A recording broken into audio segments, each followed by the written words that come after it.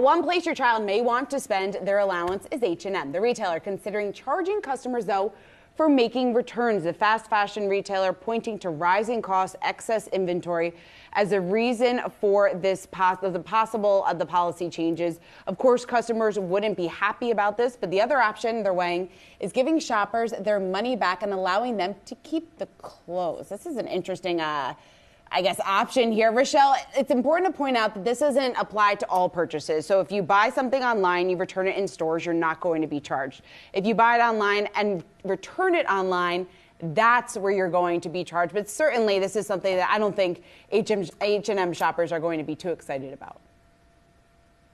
No, I mean, and when you think of when the barriers to you hitting buy, when you look for things like free shipping, like you're looking for the free perks, if you know in advance that you might be charged a return fee, that's incredibly off-putting. And it's not as if, H&M is like a massive designer brand where people might wear something once and return it.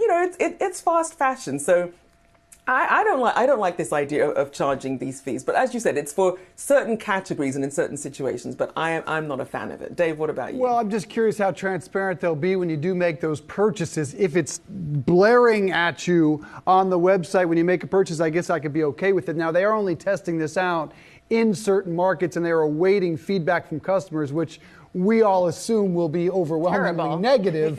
So it sounds like something they could squash, but according to one report, they also will waive that if you are a loyalty member, which makes a lot of sense. All these companies are about getting more members into those loyalty programs. So I think if that's the case, hard to argue the prices aren't that high.